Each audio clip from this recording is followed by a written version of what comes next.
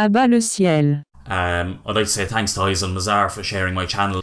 But I remember Eisel said in one of his videos once before, and along with his kind of community video, it's one of the things that stood with me, was basically that it's a good sign of a person when they go hours and hours and hours without eating food because, you know, it's got animal products in it and they don't want to break their vegan streak, for the want of a better phrase, but they don't want to break being vegan. And Eisel said, you know, you could go up to a stand. Now, you could easily just walk up to that stall, buy the cake, the cupcake, the item of food with the animal products in it, and no one would say anything to you because no one, like, you know, it's your choice or whatever. But it's the real sign of an ethical person when they can go hungry to avoid that. You know, they can just go hungry for an extra couple of hours before they get home or before they come into contact with a vegan eatery or whatever. It's a sign of a great person when the vast majority of people would just say, look, I'm hungry, so I'm going to eat it. And their heart wouldn't really be in veganism if they were vegan at the time. And I would consider myself that person who would go hungry for an extra few hours just to avoid animal products. I would. And I've heard there are vegans, big name vegans on YouTube, who said that they'd eat the food with animal products in it, no problem, they wouldn't really care, they'd stretch out to do that, you know.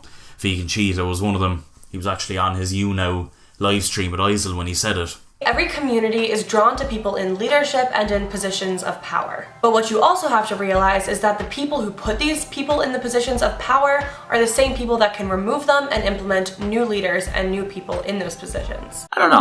I think one of the questions is, to me at least, is what really is this permanent vacation, which is such a great catchphrase that Eisel created. I think it's genius.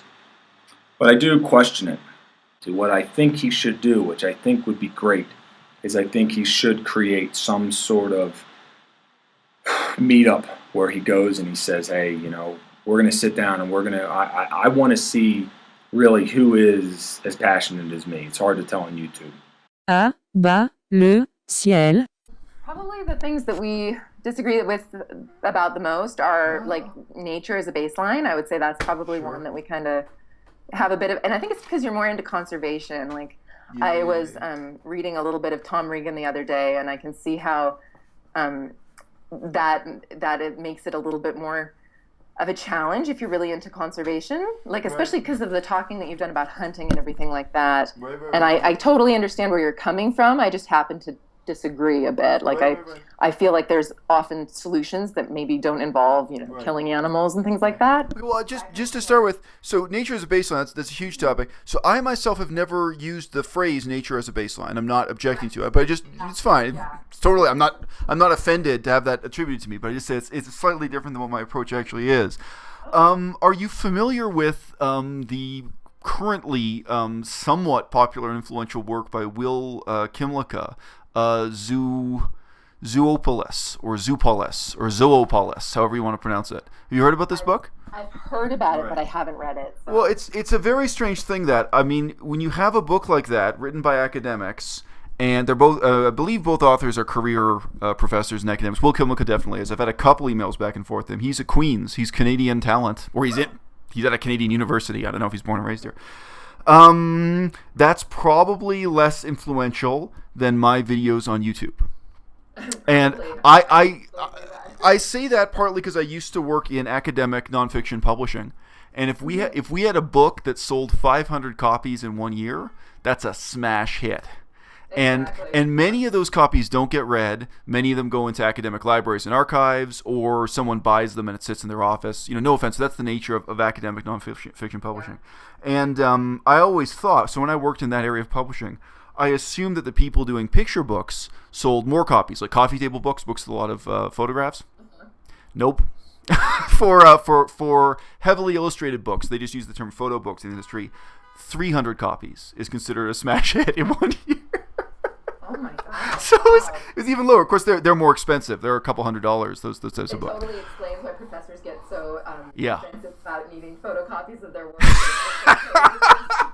I don't know if you've ever had to print things things for profs, but Right. I did a lot of assistant work, and so they would always get make sure that I get credit for my work and everything. Right, That's why they make us all buy their books, isn't it? Right. Well, and also, I mean, one of the things I've pointed out before on my YouTube channel is that they go to conferences, and then they're kind of lucky if 50 people. Well, it would be fabulous if they had 50 people hear their paper at a conference. That'd be a great conference. More likely to be 30, and 15 of the people are there because their boyfriend or girlfriend brought them. You know what I mean? Like, out of the 30 people, not everyone really wants to hear it, and so on. I've been like that. When I was married, I'd bring my wife to some conference on Buddhism, and she's got to sit there and listen to it, and I'm understanding what's going on, but So anyway, so Kymlicka has this book called Zoopolis, or if you want to be really correct, Zoopolis. And in that book, he kind of leaves the issue of wild animals last and least. And there are many things I disagree with in the book. There are many things I think are hilariously wrong and misguided. But one of the first things I thought when looking at the table of contents was, for me, this book, I would start by turning it upside down. If I were writing this book, I'd start with the question of the relationship between human beings and wild animals, and looking forward in the 21st century. Among other things, I think that's very fundamentally different today than it was 100 years ago or 1,000 years ago. And I feel that way generally about veganism. We need to focus on the futurity of the concept. And of course, for me, I'm a former scholar of Buddhism, and I'm here in China. I'm in one of the cultures that actually has a pretty deep and ancient and ongoing cultural tradition of some kind of vegetarianism/veganism. But nevertheless, I actually was just writing an essay in Chinese, and I'm probably going to perform on YouTube, where I say no, actually, really what we're doing today with veganism has no connection to that kind of feudal and magical and supernatural thinking about vegetarianism and what have you. I do put emphasis on it. I do think it's tremendously important. And I think it's the way to approach the problem. If we're thinking socially, if we're thinking about how our society operates in the future, I put great emphasis on the relationship between human beings and animals. And the primacy of that concept makes it much easier for me to deal with concepts that, for example, for Will Kymlicka are deeply troubling. So Will Kymlicka, he starts with domesticated pets, which many vegans do. They start with this idea, you love your pets, how should we treat our pets? And he comes up with all kinds of rights and responsibilities and obligations towards pets. And a lot of vegans get bogged down in this. Well, if your dog has a broken leg and has the flu, do you have the right to kill it or not?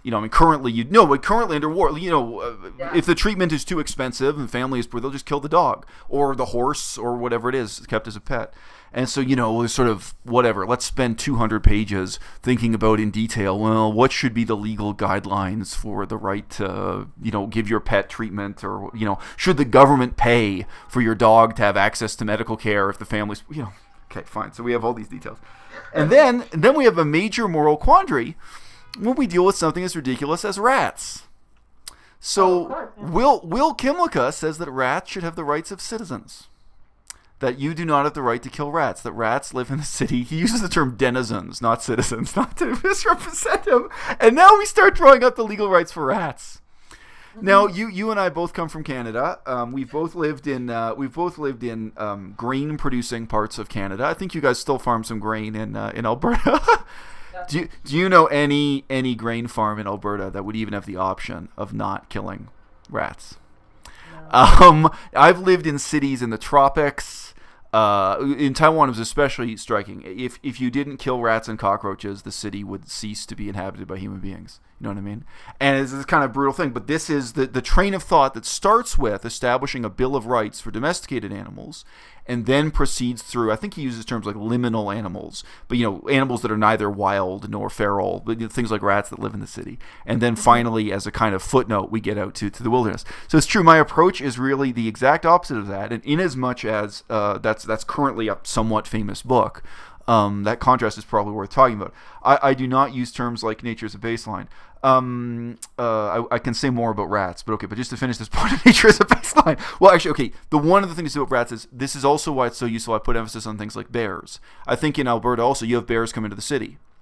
I don't think bears have any rights in the city. I don't think rats have any rights in the city. I think bears and rats together should live in the forest. and should have relatively little engagement with human beings. They'll have some, but that's it. So if a bear comes into the city, I think our responsibility is to try to remove it without harming it, to tranquilize it and put it in the forest. But the brutal reality in Canada is very often we kill the bears. And I would say the same with rats or squirrels, that ideally we would be able to trap them and put them somewhere in the wild where they live without human beings. So for me, that whole paradigm is very, very simple. Now, does nature have any kind of symbolic or transcendental significance for me? I feel the answer is no. You may perceive me differently. I think that, I would compare it to raising children and then your children having self-reliance. Ideally, one day, your children do not need your involvement in their lives. Maybe you can still talk and meet for coffee or something. Maybe they can benefit from your wisdom in some sense.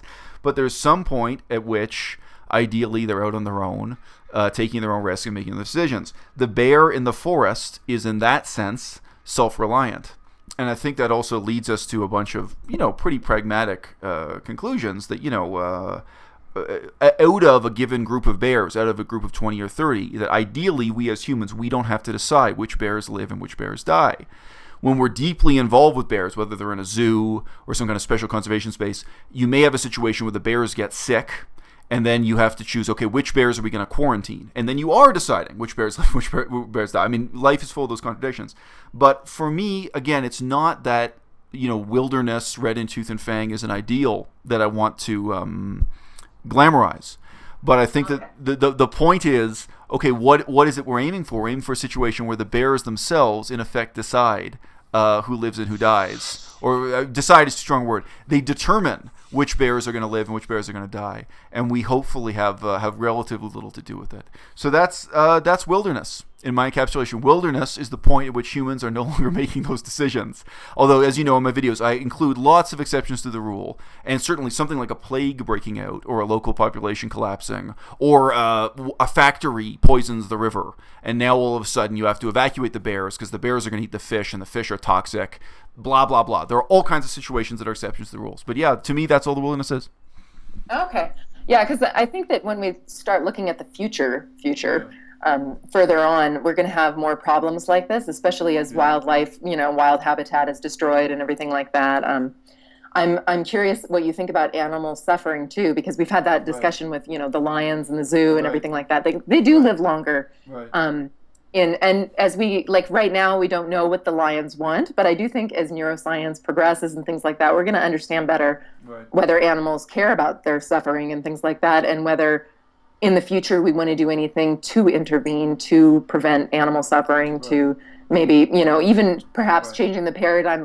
This is talking hundreds of years in the future. I don't know if you're familiar with the ideas of David Pearce, but so he's kind of a vegan philosopher, but he's a futurist. And his idea is eventually we are going to be trying to prevent animal suffering. I mean, this could be thousands of years in the future, but as we do develop, artificial meat and things like that, we could have lions eating that, say, instead of other animals. I don't know. I mean, it's probably not pragmatic of us, maybe, to be thinking about this right now, but I do think it's good to at least philosophize about it a bit, just to think about, because I think even within the next 15 years, it's going to be an issue with domesticated cats. So I'm just curious what you think about that. Well, I'll say this. A lot of the bad news for human beings is good news for wild animals. Japan is one of the most densely populated, most economically advanced countries in the world. I dare say Japan is much more advanced than Canada in terms of just raw economic facts. Japan's countryside is empty and getting emptier. Japan has more empty land than ever before. And this is partly because what used to be important forms of agriculture have ceased to be profitable. Japan is actually now in a situation where they can very easily expand the amount of forests they have, which nobody saw coming. I mean, in terms of futurists or people making predictions, nobody thought, Japan, people maybe thought Japan's countryside would be overpopulated, but no. When you go out to most rural areas in Japan now, there are just some elderly people living there. They don't, here in China, we have a pattern where many of the rural villages are elderly people with young children because the parents leave the children in the village. But in Japan, you don't even get that. You get some elderly people and then maybe a few poor immigrants from the Philippines or Cambodia or something who are doing a few jobs at the last, agricultural goods processing mill, what have you. So I just say some things. Now, I find that terrifying. Like in terms of my background in political science and economics, I actually think this is deeply problematic. And yeah, because you do seem to tend towards more of a deep ecology almost sort of idea. Like I see a lot of ideas that you present almost that seem to be, I don't know, a bit more like that. I don't know. That's been kind of my impression a little bit. I mean, like I'm not saying you're Ted Kaczynski or anything, but I do see a little bit more of that. And when you do look at the worldwide, like you look at Latin America, everyone is moving to the cities. You're absolutely right. That has been the pattern that we've been observing, certainly in developing nations. So, and even here in Canada, you see rural areas shrinking and those kind of dying small rural centers. Did you have more to say? We never got back to nature as a baseline. We can leave it. Yeah. I think it's more, I'm just, for everything, I do notice that sometimes people do use this idea that the natural is the superior, that because you've kind of discussed this before, that, the life of a dog should be the life of a dog in the wild kind of idea. And that I'm not sure about, because I think just like us, I do think that animals have a right, if they would rather, and this is, again, not something that we're going to be facing within the next decade or so. It's going to take, time and neuroscience to understand. But once we do know what animals really do prefer, I think that we need to make allowances for them to have that. I mean, I don't have pets. I'm not interested in having pets. But if a domesticated dog is happier than that, I think that should be their decision. And that's something that even as an animal, I'm not, when it comes to animal rights, I'm not saying that, rats have the right to go to Harvard, as you were discussing earlier with the human rights for rats or whatever. But, I'm not saying that, but I do think that there should be, if a creature is able to communicate that, then they should have that right. Yeah. So just because it's hilarious, I'll mention, so that book, Zoopolis, it suggests that humans have an unnatural fear of creatures such as rats and snakes, because religious traditions like the Christian Bible have prejudiced us against rats and snakes. Yeah, met people in Africa with black mambas and things like that. You're going to find there are some animals we have a genuine reason to be afraid of. No, but therefore, the government has an obligation to carry out public education campaigns to try to reverse the brainwashing, the influence of these religious traditions, so that we'll all be more accepting of rats and snakes. This is the argument. So these are PhD wielding academic leaders of vegan opinion. So this is my competition, okay? Yeah, I mean, and some of that will become more realistic once we, if say we were to eliminate animals for agricultural use, and that would reduce the amount of grain, say, because you were discussing earlier, the amount of grain that we need to store and things like that. We might be able to kill fewer rats. Like there is that possibility as well. But grain farming, I mean, you're never going to be able. Yeah. I think. Yeah. I would have some sort of amazing technology that would prevent rats from getting the grain. Unless you're going to start teleporting rats. I mean, it's pretty tough. But sure, still in principle. Collars or something. No, but still in principle. Look, I tell you, the irony is I have looked into it. I have looked into nonviolent ways to trap rats on a farm because I was interested in it. And I've also talked to other farmers about the methods they use. There are things you can do to genuinely reduce the number of rats you're killing. So they're very technical. I won't get into it, but you can set up certain types of traps that use a tube, and the rats go in the tube, and then they're put in a bucket, and then you can take the bucket and dump it in the forest or whatever. So you can do some things. I've heard people talking about that too, like calling Patrick Goudreau. My dad once tried to remove a skunk humanely from our house, and that the skunk did get let loose humanely, but everyone else was kind of sorry because it smelled for months after. But look, so coming back to your point about nature and the wilderness and so on. So no, what I disagree with, I do not think the issue is comfort. I do not think the issue is the animal's happiness. If I have to state it in rights language, I very rarely use the word rights. I think the only right animals have is to their own habitat, or you could say to their own domain. Now, a penguin, you may be able to, you're suggesting through scientific testing, through cognitive measurements, what have you, that you can tell whether a penguin is happier let's say in a room temperature swimming pool kind of situation, than it would be in Antarctica. Now that's quite possible. I mean, many animals are happier when they're not in their natural habitat, because their natural habitat is too cold or too hot, or they're in misery all the time when it's really that cold or what have you. They're struggling with the cold. I nevertheless do not believe we have any mandate as human beings to provide penguins with a warmer swimming pool that would make them more comfortable. I think on the one hand we have a responsibility, which is tremendously difficult to live up to try to actually preserve their habitat intact. Like not to let Antarctica get ruined, Canadian Arctic, or if you're talking about polar bears, what have you, so they actually have a domain to live in. They have their own habitat to live in.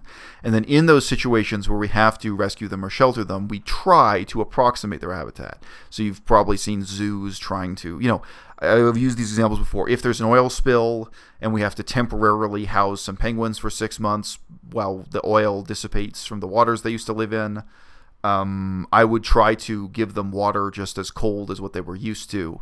You try to simulate that, and you try to give them the same kind of food they would eat in the wild too. So no, for me, the only right they have is to habitat, and then the ideal role for human beings is ultimately wildlife management, because ultimately we have to tend the boundaries, and we have to protect them against exploitation from other human beings. This is the ultimate threat to all animal life, in the little bits and pieces of wilderness that are left. Here in China, if the government doesn't stop human beings from killing and eating animals, then they'll all disappear. And if we don't stop other human beings from cutting down trees. I remember there was a report, this was on CBC radio, so it may not be true, but there was a conservation officer complaining that their number one expenditure was buying new locks, because all the locks they put up on the roads to stop people from going in and illegally logging, the types of guys who would go in and illegally log have shotguns or rifles, and they can shoot the locks. So now, obviously, this may have been an exaggeration. I don't know how much. Yeah, it seems like a bolt cutter would be a little bit more. Yeah, but you see, no, these might be very expensive locks. That's what you're forgetting. So I don't know. But anyway, it was the fact that someone said it on CBC radio doesn't mean it's true. But immediately with that, you get exactly the image, which is, so you've got these conservation officers trying to just lock barriers on the road. But if you don't actually have men with guns preventing other men with, the tools needed to cut down the trees from going and cutting down the trees, then these things disappear. So yeah, that's my view.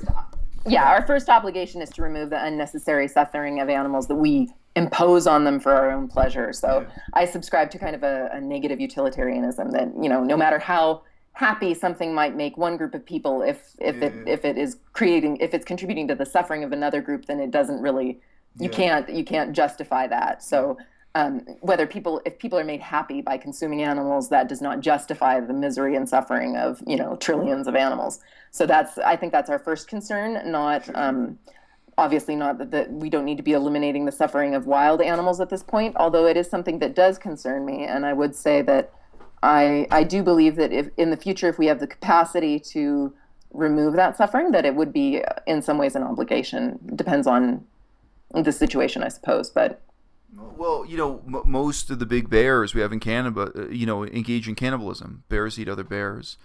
Dogs eat other dogs. I don't think it's a human mandate to prevent one dog from eating another dog, or to prevent one bear from eating another bear. And you can.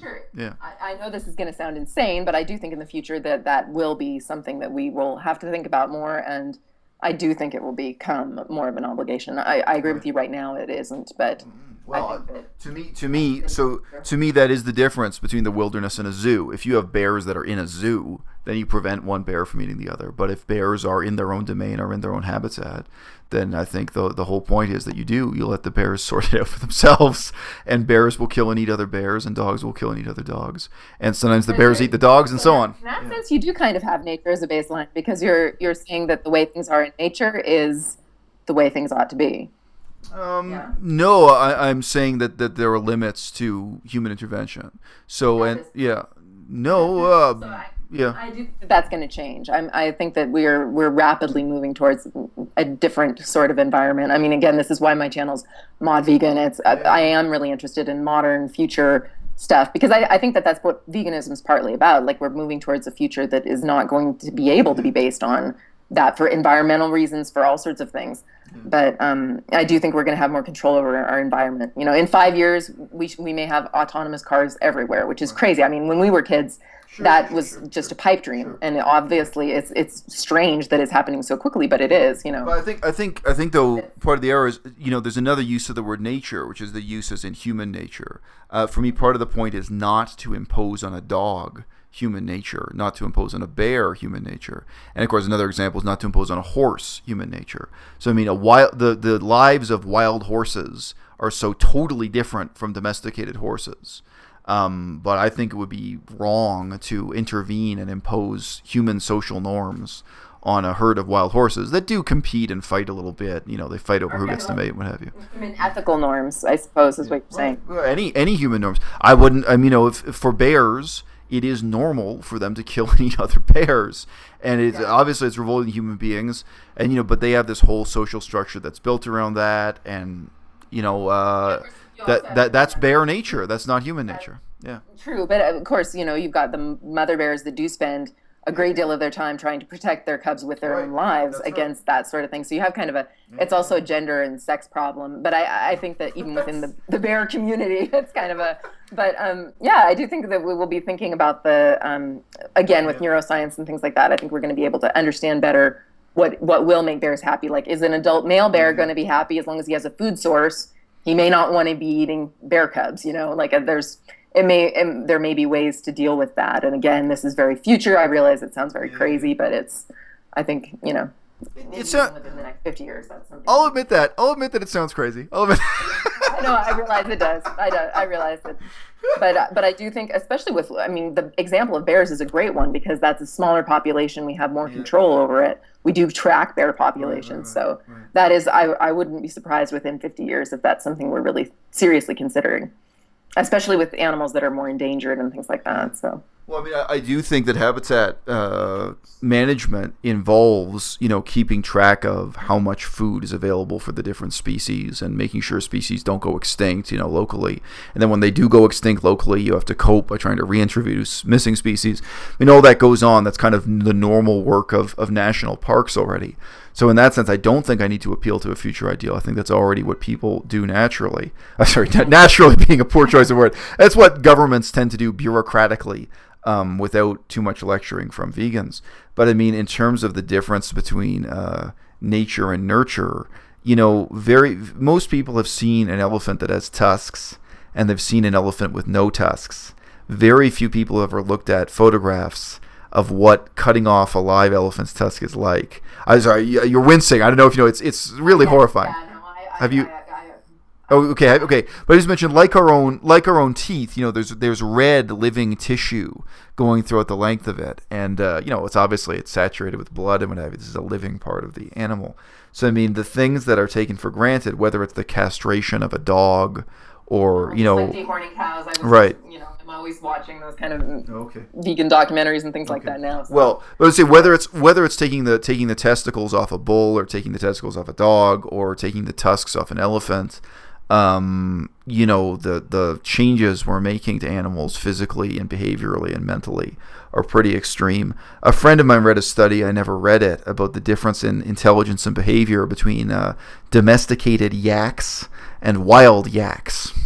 Now today, we have no example of a wild cow. The aurochs is the wild ancestor of the cow that really lived in the forest.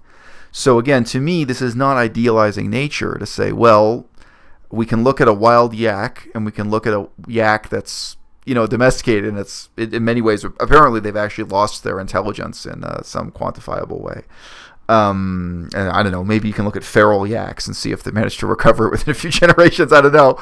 There are species, but yeah, like cows, any domesticated animal we have now, I mean, they're many orders of magnitude larger than they would have been in the wild. You know, you've got cows that can no longer even breed naturally. Then that's something that's only happened within the last 50 years or so. We do both those humans. We also breed animals that are much smaller than they would be in the wild. We do it all just for our use. Yeah, and that's going to be a challenge in the future. Like, what do we do? Do we manipulate them to go back to their original DNA structure? Like, because those things, like with CRISPR, we can edit DNA. We could say, oh, you know, we're going to. So out in Alberta, you guys know you. Right, but you know that's happened to some extent with the bison. bison, you'll always see confusing reports about how extinct bison are, and it's because it has to do with how you define bison. If you define bison as having 0% cow DNA, 0% European cow intermixture, as I recall, there is one island in Alberta, it's an island in a river, which is the last place where you have some pure-bred bison. And the reason being that the vast majority of bison were infected with tuberculosis and still are.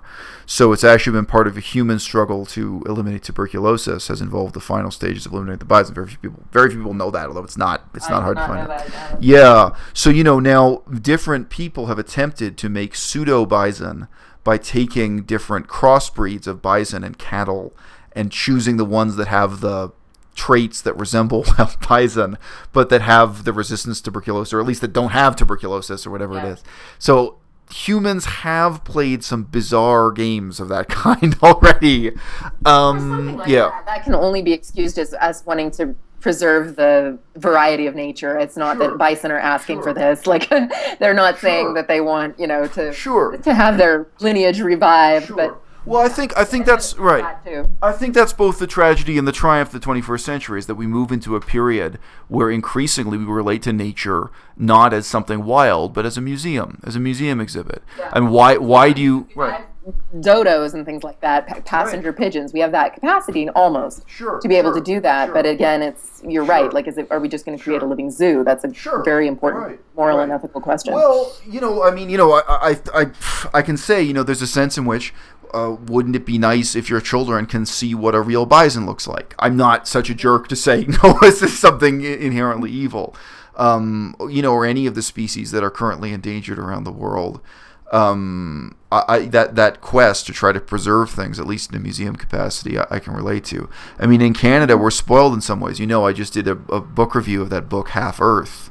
Many of these smaller and poorer countries, there's no way I could say to the government of Laos, 50% of your country should be a national park. Canada, we have so much empty land that for all of these ridiculous ideas and more, they're viable to some extent. We do have space for bison herds if we want it, if we want to make it happen. My brother-in-law actually is a biologist in Colombia. Okay. One of the challenges that they always face with these international agreements about climate change and things like that is that because and it's a tragedy. He'll always say because he wants to preserve the Amazon more than anybody, but it is always that challenge. Like, how do you balance human needs and the need for diversity? And it's very challenging. I do think that eliminating animal agriculture does help that a lot because. We're going to still be cutting down forests for palm oil, but at least we won't be wasting, half the Amazon for cattle feed. So I have a question for you, but I have an anecdote about this that I think you'll relate to, and then I'll ask my question for you. I was going to ask you about what utilitarian means to you, because it seems to be meaningful to you personally. So I'll ask that right after I tell this anecdote. Back when I worked at Starbucks, so I have worked in a grocery store, I have worked in a Starbucks. Some people think I grew up as a millionaire. I did not. But I'll die a millionaire. I guarantee. Unlikely. But back when I was working at Starbucks, there was a young woman, and actually, being completely honest, she was romantically interested in me and very briefly romantically involved with me, actually. But anyway, we were both young. But anyway, sorry, she wasn't. She might have been 6 months younger than I was. We were the same age, and we were both young people at the time. And she was really excited one day, and she was telling me about this service she was going to sign up for to save the rainforest. And she said only a few words about it, but I was already then a political realist, and I guess I wasn't yet a political science major. Actually, I hadn't even got to that point in university. But I heard her give her spiel about this wonderful charity she was signing up to join, and I said to her, "Well, just from what you told me now," because she was almost verbatim repeating what she had read in the advertisement sent in her application package. I said, I've got to warn you, they're probably going to write back to you asking, do you have weapons training? Do you have a good pair of combat boots? Are you familiar? Because the type of work she's describing, she was using all of these euphemisms. Mm-hmm. But if you actually understood the euphemisms, this was a paramilitary service trying to prevent illegal logging and poaching and dealing with armed men who were cutting down the forest. I think it was in Colombia. I could be misremembering. I think it was in Colombia. It's interesting that you would say that, because I remember when I was doing my undergraduate. Wait. 1 second. Let me finish the anecdote. Wait. Let me just finish. There's only one more sentence. So and I told this, and she completely didn't believe me. Completely dismissed what I had to say. And then maybe 2 or 3 weeks later on the job, I asked her, because we're working at Starbucks. I said, "Oh, so did you get your reply from that service?" She was so downcast. She was looking down at the table. She didn't want to look me in the eye, and she said, "You were right. You were right about everything." That was exactly what it was. At least she stopped at that point, though. À-bas-le-ciel.